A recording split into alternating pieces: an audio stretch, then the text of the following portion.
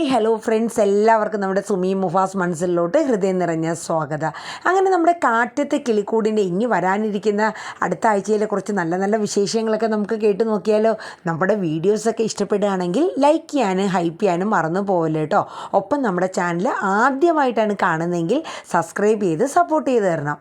അപ്പോൾ നമുക്ക് നമ്മുടെ വീഡിയോയിലോട്ട് പോകാം. അങ്ങനെ നമ്മുടെ സുധീഷും അതുപോലെ തന്നെ നിധിയും സുഭാഷും ഇവരെല്ലാവരും ആ അമ്പലത്തിൽ പോയി ആ വലിയ വഴിപാടുകളും കാര്യങ്ങളൊക്കെ ചെയ്യണം കേട്ടോ. അങ്ങനെ സുഭാഷിൻ്റെ വിവാഹം നടക്കാനും കുടുംബത്തിൻ്റെ ദോഷങ്ങളൊക്കെ മാറാനായിട്ട് നമ്മുടെ സുധീഷ് കവിളിൽ ശൂലം കുത്തുന്ന ആ ഒരു പൂജയും കാര്യങ്ങളൊക്കെ ചെയ്യണം.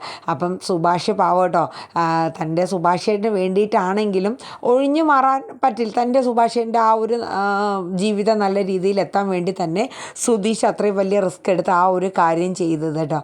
അപ്പോൾ നിധിക്കും സുധീഷിനോടൊരു വല്ലാത്തൊരു പാവം തോന്നി കേട്ടോ.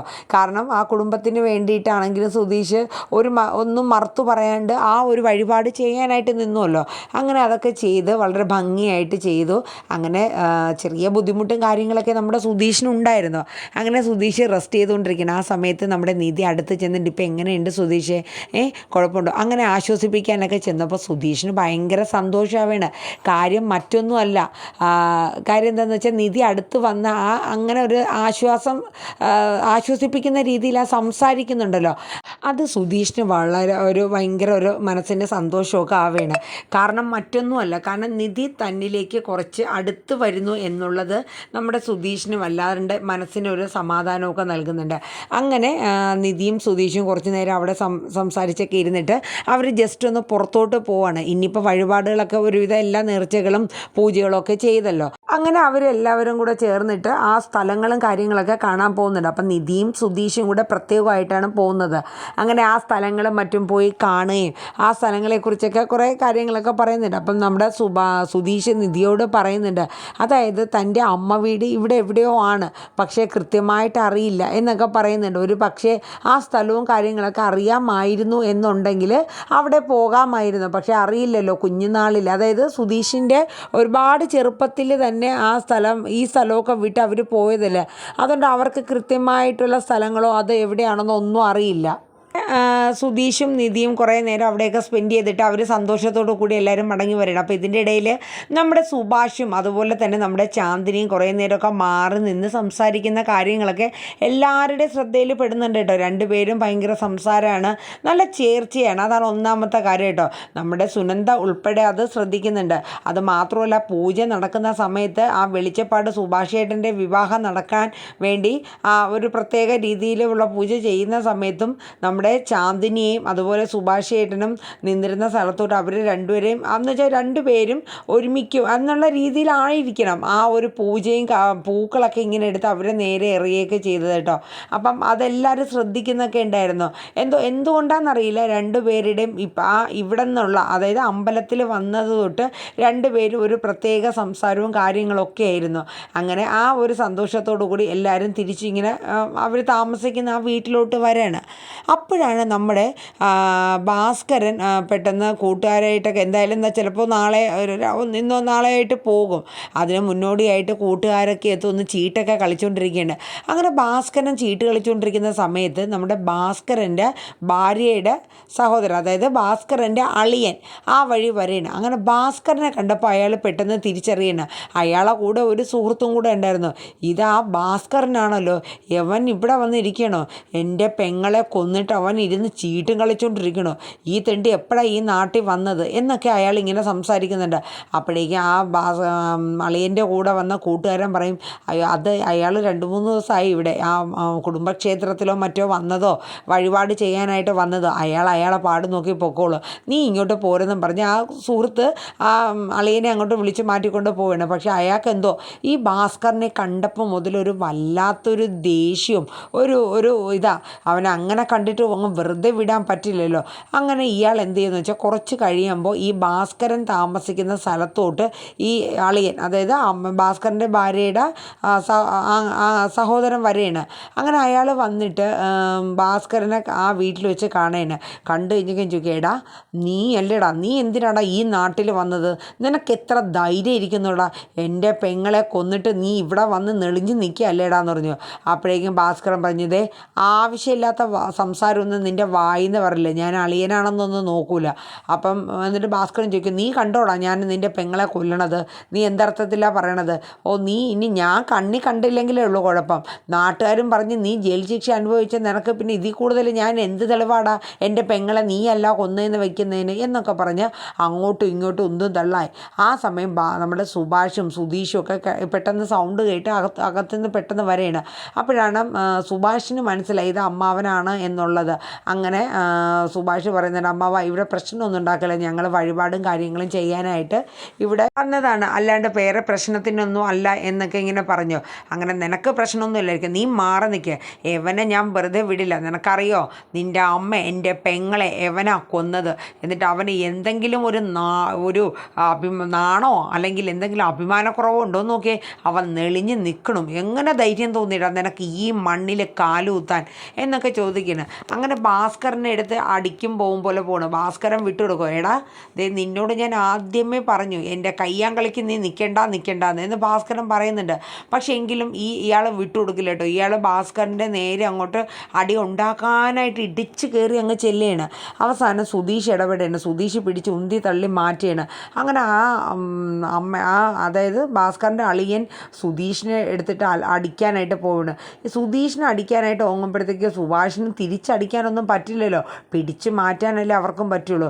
അപ്പോഴേക്കും ഹരീഷ് വന്നിട്ട് ഇയാളെ അങ്ങോട്ട് തള്ളി മാറ്റിയിട്ട് പറയുന്നതേ, ഒരു കാര്യം ഞാൻ പറഞ്ഞേക്കാം, ആരാ എന്താണെന്നൊന്നും എനിക്കറിയില്ല, പക്ഷേ എൻ്റെ ഏട്ടൻ്റെ ദേഹത്ത് കൈ വയ്ക്കാൻ വന്നാണ്ടല്ലോ എന്ന് പറഞ്ഞിട്ട് ഹരീഷ് അങ്ങോട്ട് നല്ല അടിക്കാനായിട്ട് ചെല്ലുകയാണ്. ആ സമയം ഭാസ്കരൻ പറഞ്ഞത്, ഞാനും നീയും തമ്മിലാണ് പ്രശ്നം, പക്ഷേ എൻ്റെ മക്കളുടെ ദേഹത്ത് എങ്ങനെ നിൻ്റെ കൈ വീണ അങ്ങനെ പറഞ്ഞ് ഭാസ്കരൻ വരട്ടേണ്. അപ്പോഴേക്കും സുധീഷ് പറയും, എന്താണ് അമ്മാവനാണ്, അമ്മാവൻ എന്തമ്മാവനാ? ഞങ്ങൾ ഇത്രയും നാൾ എവിടെയാണെന്നോ എന്താണെന്നോ ഒരു അന്വേഷണമെങ്കിലും നിങ്ങൾ നടത്തിയിട്ടുണ്ടോ? നിങ്ങൾ വലിയ ഇതായിട്ട് സഹോദരിയുടെ കാര്യവും പറഞ്ഞു വരുന്നല്ലോ, ആ സഹോദരിക്ക് ഉണ്ടായ മക്കളാണ് ഞങ്ങളെല്ലാവരും, എന്നിട്ട് ഞങ്ങളെ നിങ്ങൾ ഒന്ന് തിരക്കി കൂടിയില്ലല്ലോ എന്നൊക്കെ ഇങ്ങനെ പറഞ്ഞു. അപ്പോഴേക്കും ആ അളിയൻ പറഞ്ഞു, അതായത് ഇവരുടെ അമ്മയുടെ സഹോദരൻ പറഞ്ഞു, ആര് പറഞ്ഞു? ഞാൻ അവിടെ നിങ്ങളെ എവള് മരിച്ചു എന്നറിഞ്ഞ സമയത്ത്, എൻ്റെ പെങ്ങൾ മരിച്ച സമയത്ത് ഞാൻ നിങ്ങളെ കൂട്ടിക്കൊണ്ട് വരാൻ വേണ്ടി അവിടെ വന്നതാണ്. എന്നെ അടുപ്പിക്കില്ലായിരുന്നു അന്നേരം. അപ്പം ഹരീഷ് ചോദിച്ചു, ഒരു പ്രാവശ്യം അന്വേഷിക്കുന്നതിലാണോ കാര്യം? അതോടുകൂടി നിങ്ങളുടെ കടമ തീർന്നു അല്ലേ? അപ്പോൾ പറഞ്ഞു, ആര് പറഞ്ഞു അന്വേഷിച്ചില്ലാന്ന്? ഞാൻ പലപ്പോഴായിട്ട് ശ്രമിച്ചായിരുന്നു നിങ്ങൾ എവിടെയാണെന്നോ എന്താണെന്നോ ഒക്കെ കണ്ടുപിടിക്കാനായിട്ട്, പക്ഷേ നിങ്ങൾ എവിടെയാണെന്നോ ഒന്നും അറിയാൻ എനിക്ക് കഴിഞ്ഞില്ല. അങ്ങനെ അവസാനം സംസാരിച്ച് പ്രശ്നങ്ങളൊന്നും ഉണ്ടാക്കണ്ടെന്ന് പറഞ്ഞിട്ട് ആ ഭാസ്കരൻ്റെ അളിയന് സുഭാഷ് പറഞ്ഞ് മനസ്സിലാക്കി വിടുകയാണ്. പ്രശ്നങ്ങളൊന്നും ഉണ്ടാക്കരുത്, ഞങ്ങൾ ഇന്ന് തന്നെ പോകാനായിട്ട് നിൽക്കുകയാണെന്ന് പറയും. അപ്പം പ്രശ്നങ്ങൾ ഏകദേശം ഇങ്ങനെയൊക്കെയായി. അപ്പം നമ്മുടെ സുഭാഷ് പറയും, എന്തായാലും നമ്മുടെ പൂജയും വഴിപാടും കാര്യങ്ങളെല്ലാം കഴിഞ്ഞു, ഇനിയിപ്പോൾ നമ്മൾ ഇവിടെ നിൽക്കേണ്ട കാര്യമൊന്നുമില്ലല്ലോ, ഇനി അടുത്ത കൊല്ലമല്ലേ ഉള്ളൂ, അപ്പോൾ നമുക്ക് എന്തായാലും ഇന്ന് തന്നെ നാട്ടിലേക്ക് പുറപ്പെടാമെന്നും പറഞ്ഞിരിക്കുകയാണ്. അപ്പം ശരി ആയിക്കോട്ടെ എന്ന് പറഞ്ഞു. ഇതേ സമയത്ത് നമ്മുടെ നീതുവിനെ നമ്മുടെ അഖിലിൻ്റെ കൂട്ടുകാരനെ കൊണ്ട് കല്യാണം കഴിപ്പിക്കാനായിട്ടുള്ള തയ്യാറെടുപ്പൊക്കെ അമ്പലത്തിൽ നടത്തിയായിരുന്നല്ലോ. അവസാനം നീതുവിന് ഒരു രക്ഷയില്ല. കാരണം നീതു തൻ്റെ കല്യാണമാണ് അതായത് ആ പ്രേമനുമായിട്ട് നടത്താൻ പോകുന്നത് എന്നുള്ളത് അറിഞ്ഞിട്ട് നീതു പല നമ്പറുകളും നോക്കി, പക്ഷേ നീതുവിന് രക്ഷപ്പെടാൻ പോലും പറ്റുന്നില്ല. നീതു ഫോൺ എടുത്തിട്ട് പറയുന്നുണ്ട്, എൻ്റെ ഫോണിൽ ഞാൻ ഇപ്പോൾ പോലീസിനെ വിളിച്ച് വരുത്തും, എന്നെ നിങ്ങൾ നിർബന്ധിച്ച് മറ്റൊരു വിവാഹത്തിന് തയ്യാറെടുപ്പിക്കുകയാണെന്നുള്ളതൊക്കെ ഞാൻ പറയുമെന്ന് കഴിഞ്ഞപ്പോഴത്തേക്ക് നിൻ്റെ ഫോണ് അപ്പോഴേക്കും ആ ഫോണൊക്കെ അങ്ങ് തട്ടിപ്പറിച്ച് മേടിക്കാൻ കേട്ടോ. അപ്പോഴേക്കും നമ്മുടെ സീതയും ചന്ദ്രനും നമ്മുടെ നീതുവിൻ്റെ കാല് പിടിക്കും പോലെ പറയുന്നുണ്ട്, മോളെ നീ വന്ന് നിൽക്കുന്ന ആ നാട്ടുകാരുടെ മുമ്പിലെങ്കിലും ഞങ്ങളെ നാണം കെടുത്തല്ലേ, നീ ഒന്ന് അടങ്ങിയിരിക്കുക അവിടെ. ഇല്ല, നിങ്ങൾക്ക് വേണ്ടിയിട്ട് എൻ്റെ ജീവിതം എനിക്ക് കളയാൻ പറ്റില്ല, എനിക്ക് ഹരീഷാണ് വലുത്, ഞാൻ ഹരീഷിനെ മാത്രമേ വിവാഹം കഴിക്കുള്ളൂ എന്ന നിലപാടിൽ തന്നെ നീതു നിന്നു കേട്ടോ. പക്ഷേ എവിടെ എന്ത് കാര്യമോ ഒരു രക്ഷയില്ല. അവസാനം നീതുവിനെ അയാൾ കല്യാണം കഴിക്കും എന്നുള്ള കാര്യം നീതുവിന് ഉറപ്പായപ്പോൾ നീതു എന്ത് ചെയ്തെന്നറിയാവോ? നീതു ഉടൻ തന്നെ പറഞ്ഞ്, ഞാൻ 2 മാസം പ്രഗ്നൻ്റ് ആണെന്ന് പറഞ്ഞു. എല്ലാവരും പെട്ടെന്ന് ഞെട്ടിപ്പോവാണ്. അപ്പം നമ്മുടെ അഖിൽ പറഞ്ഞു ഇതൊക്കെ അവളുടെ നമ്പറാണ്. അപ്പം നീതുവിനെ കല്യാണം കഴിക്കാൻ വന്ന ചെറുക്കൻ പറഞ്ഞു, എടാ ആ ഒരു കാര്യം ഇനി അവൾ സത്യമാണോ പറയണത്? എടാ നിനക്കെന്താ പറ്റിയത്? അവൾ ഇതല്ല ഇതിൻ്റെ അപ്പുറത്തെ നമ്പർ ഇറക്കുമെന്ന് അഖിൽ പറയണേ. അപ്പം നീതു പറഞ്ഞൊരു കാര്യം ചെയ്യും, ഒരു ഹോസ്പിറ്റലിൽ കൊണ്ടുപോയി എന്നെ സ്കാൻ ചെയ്ത് നോക്ക്, ഞാൻ 2 മാസം പ്രഗ്നൻ്റ് അല്ലെങ്കിൽ ഞാൻ ഇവിടെ തന്നെ ഇരിക്കാം, നിങ്ങൾ എന്നെ കല്യാണം കഴിച്ചോളാൻ പറയും കേട്ടോ. അങ്ങനെ ഒടുവിൽ അഖിലിൻ്റെ കൂട്ടുകാർ ഈ കല്യാണം വേണ്ട എന്നുള്ള രീതിയിൽ അഖിലുമായിട്ട് ഒന്ന് ഇടഞ്ഞ് തിരിച്ചു പോവുകയാണ്. അഖിലിനും ഭ്രാന്ത് പിടിക്കുകയാണ്. എങ്ങനെയെങ്കിലും അവൻ്റെ കാല് പിടിച്ചാണ് ഈ ഒരു കല്യാണത്തിന് ഇത്ര ഒരു ദിവസം കൊണ്ട് എല്ലാ ഒരുക്കങ്ങളും റെഡിയാക്കിയത്, അവളെല്ലാം നശിപ്പിച്ചു എന്നും പറഞ്ഞുകൊണ്ട് അഖിലും പിന്നെ അവസാനം സീതയും ചന്ദ്രനും എല്ലാം തിരിച്ച് വീട്ടിലോട്ട് വരെയാണ്. കല്യാണം മുടങ്ങിപ്പോയല്ലോ. അങ്ങനെ വീട്ടിലെത്തിയ നീതുവിൻ്റെ നേരെ അഖിൽ ചാടി കയറാണ്. നിനക്ക് നാണമുണ്ടോടി? കണ്ടവൻ്റെ കൊച്ചിനെയും വയറ്റിലിട്ട് ഈ വീട്ടിൽ കഴിയാൻ നിനക്ക് എങ്ങനെ ധൈര്യം വന്നോടി? അപ്പം നീതു ഒന്നും മിണ്ടിയില്ല കേട്ടോ. അപ്പം സീത ചെന്നിട്ട് ചോദിക്കുന്നുണ്ട്, കരഞ്ഞുകൊണ്ട് തന്നെ സീത. കാരണം പെട്ടെന്ന് അതൊരു ഒരു സ്വന്തം മോൾ അങ്ങനെ ഒരിതെന്ന് കേട്ടപ്പോൾ സീതയ്ക്ക് അത് ഉൾക്കൊള്ളാൻ പറ്റിയില്ല. എടി നീ സത്യം പറയടി, നീ പറഞ്ഞത് കല്യാണം മുടങ്ങാൻ വേണ്ടിയിട്ടല്ലേ എന്നുള്ള രീതിയിൽ സീത കരഞ്ഞുകൊണ്ട് ചോദിക്കുകയാണ്. പക്ഷെ നീതു തീരുമാനിച്ചു, ഇല്ല ഇവരോട് ഇനിയിപ്പോൾ ഞാൻ പ്രഗ്നൻ്റ് അല്ല എന്ന് പറഞ്ഞാൽ ഇവർ വേണമെങ്കിൽ ഇപ്പം തന്നെ കല്യാണം നിർത്തും, അതുകൊണ്ട് മിണ്ടാതിരിക്കുന്നതാണ് ഏറ്റവും നല്ലതെന്നുള്ള രീതിയിൽ നീതു മിണ്ടാതിരുന്നു. പ്രഗ്നൻ്റ് ആണെന്ന് തന്നെ വരുത്തി കേട്ടോ. അങ്ങനെ ഒടുവിൽ നീതു ഇങ്ങനെ സങ്കടപ്പെട്ടിരുന്നപ്പോൾ ചന്ദ്രൻ സീതയെ വഴക്കുറയാണ്. പെൺമക്കളെ ഉണ്ടാക്കിയാൽ മാത്രം പോരടി, മക്കളെ വളർത്താനുള്ള കഴിവും കൂടെ തള്ളമാർക്ക് വേണമെന്ന് ചന്ദ്രൻ പറഞ്ഞു കേട്ടോ. അപ്പോൾ സീത പറഞ്ഞു, തള്ളയ്ക്ക് മാത്രമല്ല നിങ്ങൾക്കും ഉണ്ട് മക്കളെ വളർത്തണേലുള്ള, മോക്ക് വേണ്ടുന്ന ഫ്രീഡവും കാര്യങ്ങളും ഒക്കെ കൊടുക്കുന്നത് നിങ്ങളാണല്ലോ എന്ന് സീതയും പറഞ്ഞു. അങ്ങനെ അവർ തമ്മിൽ അങ്ങോട്ടും ഇങ്ങോട്ടും പോട്ടിക്കൊണ്ടിരിക്കുമ്പോഴത്തേക്ക് അഖിൽ നിൻ്റെ ഫോൺ ഇങ്ങോട്ട് എടുക്കടി എന്ന് പറഞ്ഞിട്ട് ആ ഫോൺ എടുക്കുക. അപ്പോൾ നീതു ചോദിച്ചു, നിനക്ക് എന്തിനാണ് എൻ്റെ ഫോൺ ഇങ്ങോട്ട് എടുക്കടി, നിൻ്റെ ആ മറ്റവനെ ഞാൻ വിളിക്കട്ടെ എന്ന് പറഞ്ഞു. അങ്ങനെ ഹരീഷിനെ വിളിക്കാനായിട്ടോ. ഹരീഷാണെങ്കിൽ അമ്പലത്തിൽ നിന്ന് അവർ പരിപാടിയെല്ലാം കഴിഞ്ഞ് തിരിച്ച് വരാനായിട്ടുള്ള ഒരുക്കങ്ങളിലാണ്. അപ്പോൾ ഹരീഷിനെ ഫോൺ ചെയ്ത് കഴിഞ്ഞിട്ട് പറയും, എടാ നാറി, നീ എനക്ക് നാണം ഉണ്ടോടാ? എൻ്റെ പെങ്ങളെ വയറ്റിലുണ്ടാക്കിയിട്ട് നീ ഒളിച്ചോടിയിരിക്കുന്ന. അപ്പം ഹരീഷ് മനസ്സിലായി, കാരണം നീതുവിൻ്റെ ഫോണിൽ നിന്നാണെങ്കിൽ അഖിലായിരിക്കണം. അഖിലിൻ്റെ സൗണ്ട് തന്നെ, നീ എന്താ ഈ പറയണത്? നീ എന്താ പറയണമെന്ന്? എടാ എൻ്റെ പെങ്ങളെ വയറ്റിലുണ്ടാക്കിയിട്ട് നീ എവിടെ പോയടാ ഒളിച്ചിരിക്കണേന്ന് ചോദിക്കും. വയറ്റിലുണ്ടാക്കുന്നു, നീ എന്തൊക്കെയാടാ മറ്റവനെ ഈ പറയണേന്നും പറഞ്ഞുകൊണ്ട് ഹരീഷ് ദേഷ്യപ്പെടുകയാണ്. അവസാനം അഖിൽ നല്ല സംസാരിക്കുന്നുണ്ട് നമ്മുടെ ഹരീഷിൻ്റെ കൂടെ. ഹരീഷിന് ഒന്നും മനസ്സിലാവില്ല, ഇത് എന്താ സംഭവം, നീതു ഗർഭിണിയാണെന്നോ എന്നൊക്കെ പറയേണ്ടത് ഹരീഷിന് ഒന്നും മനസ്സിലാവില്ല. എന്തൊക്കെ അവൻ ഈ പറയണേ, അവൻ എന്നെ തലയ്ക്ക് വെളിവില്ലേ? അവസാനം സീത ആ ഫോൺ മേടിച്ചാൽ കട്ട് ചെയ്യുമ്പോൾ അഖിൽ ചോദിക്കും, അമ്മ എന്തിനാ ഫോൺ കട്ട് ചെയ്തത്? എടാ യവനെ വിളിച്ചല്ല പറയണ്ട, അവിടുത്തെ ഒരു കാരണവരുണ്ടല്ലോ ആ സുഭാഷ്, അവൻ്റെയൊക്കെ ചേട്ടൻ, അവനെ ഞാൻ വിളിക്കട്ടെ എന്ന് പറഞ്ഞിട്ട് ഈ സീത സുഭാഷിൻ്റെ നമ്പറിലോട്ട് വിളിക്കും. എന്നിട്ട് സുഭാഷിൻ്റെ അടുത്ത് പറയും, പൊന്നാര അനിയൻ, നല്ല കുടുംബക്കാർ വന്നേക്കിനോ, എവിടെയോ വഴി പഠിച്ച് നടന്നവനാ, എൻ്റെ മോക്ക് വയറ്റിലുണ്ടാക്കിയിട്ട് അവൻ ഏത് നാട്ടിലാണ് ചെന്ന് കിടക്കണത് എന്നൊക്കെ പറയാം. അപ്പോഴേക്കും നമ്മുടെ സുഭാഷിന് എന്താ സംഭവം എന്നുള്ളത് പിടുത്തം കിട്ടല്ലോ. അവസാനം സീതയുടെ സംസാരത്തിൽ നിന്ന് സുഭാഷിന് മനസ്സിലാവുകയാണ്, അതായത് നീതു പ്രഗ്നൻ്റ് ആണ് എന്നുള്ളത്. സുഭാഷ് ഞെട്ടിത്തെറിക്കുകയാണ്. കാരണം സുഭാഷിന് ഒരു ഐഡിയ കിട്ടുക, കാരണം ഹരീഷ് ഒന്നും അത്രയും ഒരു മോശപ്പെട്ട കാര്യം വിവാഹത്തിന് മുന്നേയൊക്കെ അങ്ങനത്തെ ഒരു ഇതിലോട്ടൊന്നും പോകുമെന്ന് ഒരിക്കലും സുഭാഷ് ചിന്തിക്കാൻ പറ്റുന്നില്ല. പക്ഷേ സീതയുടെ അമ്മ വിളിച്ച് ഇങ്ങനെ ഒരു കാര്യം പറയുമ്പോൾ അതിലെന്തെങ്കിലും സത്യാവസ്ഥ കാണുമല്ലോ. അങ്ങനെ ആകെ ഒരു ഇതായി അവസാനം ഫോൺ വെച്ച് കഴിഞ്ഞിട്ട് സുഭാഷ് നേരെ ഹരീഷിൻ്റെ അടുത്തോട്ട് ചെല്ലുകയാണ്. എടാ നീ എന്ത് പണിയാടാ നീതുവിനോട് കാണിച്ചതെന്നും പറഞ്ഞിട്ട് ഒരൊറ്റ അടി ഹരീഷിൻ്റെ കവളത്തിട്ട് കൊടുക്കുകയാണ്. അപ്പോൾ സുഭാഷ് ഏട്ടാന്ന് ഇങ്ങനെ പറയുന്നുണ്ട് കേട്ടോ. അപ്പോഴേക്കും സുധീഷും നികേഷും എല്ലാവരും ഓടി വരികയാണ്. അപ്പോഴാണ് അവരൊക്കെ അറിയുന്നത് നീതു പ്രഗ്നൻ്റ് ആണെന്ന്, ഹരീഷാണ് അതിൻ്റെ ഉത്തരവാദി എന്നുള്ളത്. അപ്പോഴേക്കും സുധീഷിന് പെട്ടെന്ന് ചിരി അങ്ങ് വരേണ്ട കേട്ടോ. എന്ത് പ്രഗ്നൻ്റോ? എടാ നീ ആൾ കൊള്ളാലോ, നീ പതുങ്ങി നടന്നിട്ട് അതിനിടയിൽ അതും ഒപ്പിച്ചോ എന്നും പറഞ്ഞിട്ട് സുധീഷ് ചിരിക്കുകയാണ്. സുഭാഷിന് എന്ത് ചെയ്യണമെന്ന് അറിഞ്ഞല്ലോ, ആകെ ഒരു പുല്ലാപ്പായി. എന്ത് ചെയ്യും?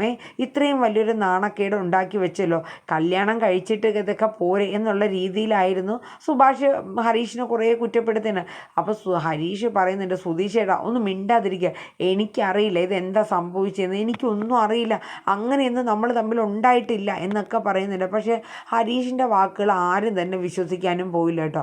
അങ്ങനെ ഒടുവിൽ അവർ അവിടെ നിന്ന് തിരിച്ച് നാട്ടിലേക്ക് ഇങ്ങ് വരികയാണ്. ഈ നാട്ടിൽ വരുന്ന സമയത്ത് ഭാസ്കരനും ഇവരെല്ലാവരും വരികയാണ്. അപ്പം നാട്ടിലെത്തി കഴിഞ്ഞ ഉടനെ തന്നെ ഹരീഷ് വീട്ടിലെത്തിയപ്പോൾ തന്നെ ഞാൻ ഇപ്പോൾ വരാമെന്നും പറഞ്ഞുകൊണ്ട് പോവുകയാണ്. കാരണം എന്ന് വെച്ചാൽ ഇടയ്ക്ക് നീതുവിനെ ഒന്ന് വിളിച്ച് നോക്കിയ സമയത്തും നീതുവിൻ്റെ ഫോൺ സ്വിച്ച് ഓഫ് ഒക്കെ ആയിരുന്നു കേട്ടോ. പിന്നെ എപ്പോഴും ഹരീഷിനെ വിളിച്ചായിരുന്നു ഇടയിൽ. അപ്പോൾ ഹരീഷ് ഫോൺ എടുത്തിട്ട് നീ എന്തൊക്കെയാണ് ഈ പറയണത്, നിൻ്റെ ഏട്ടനും നിൻ്റെ അമ്മയൊക്കെ വിളിച്ചായിരുന്നല്ലോ, നീ പ്രഗ്നൻ്റ് ആണ്, ഞാൻ നിന്നെ ചതിച്ചു എന്നൊക്കെ പറഞ്ഞിട്ട്. അതേന്ന് പറഞ്ഞു. നീ എന്താ നീതു ഈ പറയണത്, നമ്മൾ തമ്മിൽ അങ്ങനെ ഒരു ബന്ധം ഉണ്ടായിട്ടില്ലല്ലോ, പിന്നെ എങ്ങനെ ഇത്, എനിക്കൊന്നും മനസ്സിലാവല്ല, എൻ്റെ ദൈവമേ ഞാൻ എന്താ ഈ കേൾക്കണേ. അപ്പം നീതുവിനെ അറിയാം ഇപ്പോൾ ഹരീഷിൻ്റെ അടുത്ത് സത്യങ്ങളൊന്നും പറഞ്ഞാൽ പറ്റില്ല, ഹരീഷ് നാട്ടിലെത്തട്ടെ, അതുകൊണ്ട് നീതു അത് സത്യമാണ് ഞാൻ പറഞ്ഞത് എന്നൊക്കെ ഉള്ളത് അങ്ങനെ തന്നെ നീതു സമ്മതിച്ചു കൊടുക്കുകയാണ്. ഹരീഷിന് ഭ്രാന്ത് പിടിക്കുന്ന പോലെ ആയിപ്പോയി. അങ്ങനെ നാട്ടിലെത്തിയ പാടെ തന്നെ നീതുവിനെ കാണാൻ പോവുകയാണ്. അപ്പോഴേക്കും സുധീഷ് പറഞ്ഞു, നീ ഒറ്റയ്ക്ക് പോകണ്ട. വേണ്ട സുധീഷ് ഏട്ടാ, ഞാൻ പൊക്കോളാം, വേണ്ട നീ പോകണ്ടെന്ന് പറഞ്ഞ് സുധീഷും കൂടെ ആയിട്ട് പോവുകയാണ്. അങ്ങനെ വീട്ടിൽ ചെന്ന് ഹരീഷ് നേരെ നീതുവിനെ കാണാൻ വേണ്ടി അകത്ത് കയറി ചെല്ലുകയാണ്.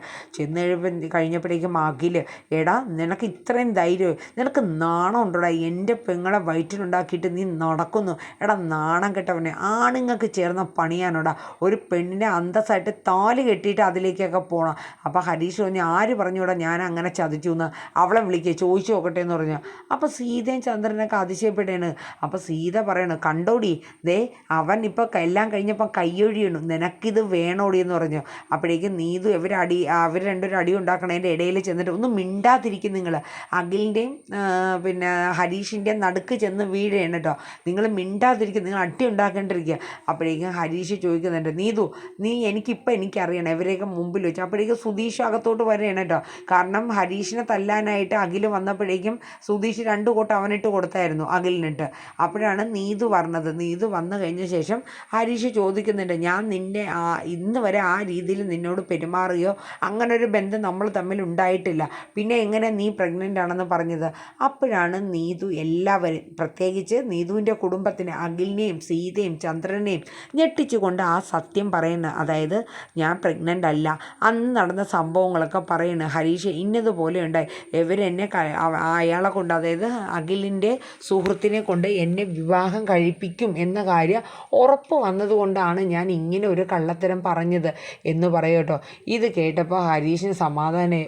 കാരണം ഹരീഷ് എല്ലാവരുടെ മുന്നിൽ നാണം കെടുകയും ചെയ്തു, സുഭാഷ് ഏട്ടൻ്റെ അടി മേടിച്ചു, ആകെ ഒരു ബുദ്ധിമുട്ടല്ലേ, ചെയ്യാത്ത ഒരു കേസിന് പഴി ചാരുക എന്ന് പറയുന്നത് അത് ഒരിക്കലും, കാരണം ഹരീഷൊന്നും അങ്ങനത്തെ ഒരു ചിന്താഗതിയുള്ളൊരു പയ്യനൊന്നും അല്ല. അവർ 4 പേരും അങ്ങനത്തെ ഒരു മൈൻഡാണ് അല്ലേ. സുധീഷ് മാത്രം ഒരു ഇച്ചിരി ഒരു നമ്പറുടെയും കാര്യങ്ങളുണ്ടെന്നല്ലാണ്ട് അവരതിലും അപ്പുറം മോശമായിട്ടുള്ള ഒരു കാര്യങ്ങൾ ഒരിക്കലും ചെയ്യില്ല കേട്ടോ. അങ്ങനെ ഒരു സമാധാനം ആവുകയാണ്. ഇതേ സമയം നമ്മുടെ അഖിലിനും സീതയ്ക്കും അതുപോലെ ചന്ദ്രനും ഒക്കെ മുഖത്തടി കിട്ടിയ കണക്കുള്ള ഒരു അവസ്ഥയായിപ്പോയി. കാരണം നീതുവിനെ ഇങ്ങനെ ആരെങ്കിലും ഈ ഒരു കാര്യമൊക്കെ കള്ളം പറയുമോ എന്നുള്ളൊരവസ്ഥയായി പോവുകയാണ് കേട്ടോ. അങ്ങനെ നമ്മുടെ സുധീഷും ഹരീഷും തിരിച്ച് സമാധാനത്തോടു കൂടി വീട്ടിലെത്തുന്നുണ്ട്. പിന്നെ ഇനി നമ്മുടെ നിധിയും സുധീഷും തമ്മിൽ കുറച്ചും കൂടെ അടുത്ത് വരുന്നുണ്ട് കേട്ടോ. എന്ന് വെച്ചാൽ അവരുടെ നിധിയുടെ ഉള്ളിൽ സുധീഷിനോടൊരു സ്നേഹവും ഒരു ഇതൊക്കെ വരുന്നുണ്ട്. അതുകൂടാണ്ട് നമ്മുടെ സുഭാഷും ചാന്ദിനിയും തമ്മിലുള്ള വിവാഹത്തിന് എല്ലാ സാധ്യതകളും കണ്ടുവരുന്നുണ്ട് കേട്ടോ. അപ്പോൾ എന്തായാലും നമുക്ക് കാത്തിരിക്കാം. നമ്മുടെ കാറ്റത്തെ കിളിക്കൂട് ഇനിയിപ്പോൾ ഏതെല്ലാം ട്വിസ്റ്റിലാണ് പോകുന്നത് എന്നുള്ളതൊക്കെ കണ്ടറിയാം അല്ലേ. അപ്പോൾ നമ്മുടെ ഈ നെക്സ്റ്റ് വീക്ക് പ്രൊമോ എല്ലാവർക്കും ഇഷ്ടപ്പെട്ടു എങ്കിൽ ഒന്ന് ലൈക്ക് ചെയ്യാനും ഹൈപ്പ് ചെയ്യാനും മറന്നു പോകണ്ട. ഒപ്പം തന്നെ നമ്മുടെ ചാനൽ ആദ്യമായിട്ടാണ് കാണുന്നതെങ്കിൽ സബ്സ്ക്രൈബ് ചെയ്ത് സപ്പോർട്ട് ചെയ്യുക. അപ്പോൾ ഇന്ന് നമ്മൾ 2:30-ക്കാണ് കാറ്റത്തെ കിളിക്കൂട് ഇടേണ്ടത്.